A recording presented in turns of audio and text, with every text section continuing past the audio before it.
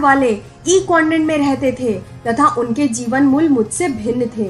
वे सुरक्षा और नियमित तनख्वाह को महत्व देते थे, जबकि मैं स्वतंत्रता और आर्थिक स्वतंत्रता को महत्व देता था। इस वजह से मेरा निर्णय काफी दुखद अनुभव रहा, लेकिन विकास करने के लिए यह निर्णय लेना अनिवार्य था। आप भी नेटवर्क मार्केटिंग में ऐसा ही कुछ अनुभव कर सकते हैं।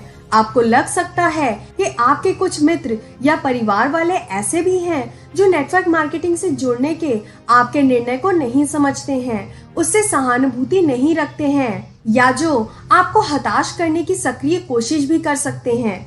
आपके दोस्त आपसे कह सकते हैं कि आप मूर्ख हैं, फंस गए हैं या बहुत बड़ी गलती कर रहे हैं। हो सकता है कि आप दोस्त गवा दें।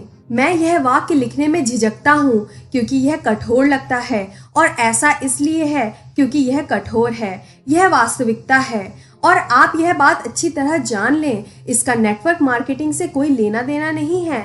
वास्तव में यहाँ हो यह रहा है कि आप अपने जीवन में एक बहुत बड़ा परिवर्तन कर रहे हैं और ई या एस कॉन्वेंट में जीना छोड़कर बी कॉन्वेंट में जीने जा रहे हैं। यह महज एक अलग नौकरी करने का मामला नहीं है, यह तो किसी दूसरे देश में जाकर रहने, अपना धर्म बदलने या अपना राजनीतिक दल बदलने जितना महत्वपूर्ण मामला है।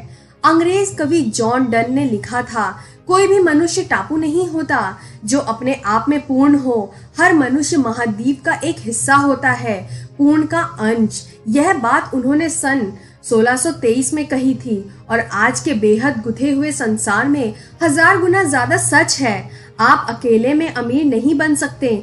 आप उन लोगों में जितने ही अच्छे होते हैं जिनके साथ आप उठते बैठते हैं, बात करते हैं, काम करते हैं और मौज मस्ती करते हैं।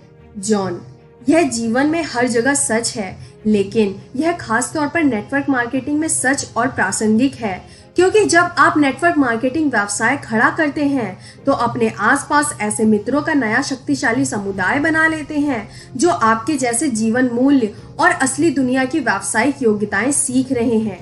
नेटवर्क मार्केटिंग व्यवसाय का एक और बड़ा लाभ है, अगले प्रमोशन के लिए आपसे प्रतिस्पर्धा करने वाले लोगों से घिरे रहने के बजाय यहाँ आपका व्यवसाय ऐसे लोगों से भरा रहता है जो आपकी सफलता के प्रति उतने ही समर्पित हैं जितने कि आप, क्योंकि आपकी सफलता से ही उनकी सफलता सुनिश्चित होती है। इस बात की अच्छी संभावना है कि उनमें से कुछ आपके बहुत अच्छे मित्र बन जाएंगे। डायरेक्ट सेलिंग एसोसिएशन के अनुसार जो लोग नेटवर्क मार्केटिंग कंपनियों से जुड़ते हैं और काम करते रहते हैं, उनमें से बहुत सारे लोग अपने इस सामाजिक नेटवर्क को अपनी आमदनी से ज्यादा ऊंची प्राथमिकता देते हैं।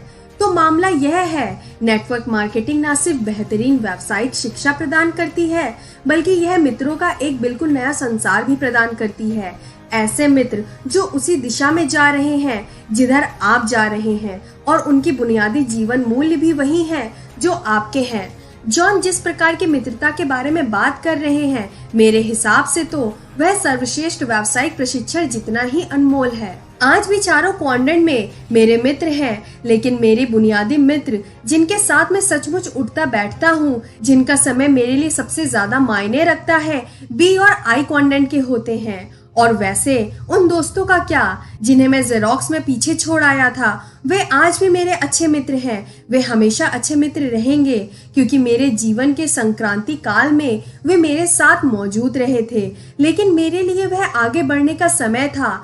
अगर यह आपके लिए भी आगे बढ़ने का समय हो तथा बी क्वाड्रेंट आपको पुकार रहा हो, तो आप किसी नेटवर्क मार्केटिंग कंपनी से जुड़ सकते हैं और नए दोस्तों से मिलना शुरू कर सकते हैं। अध्याय 12, संपत्ति 4, आपके अपने नेटवर्क की शक्ति।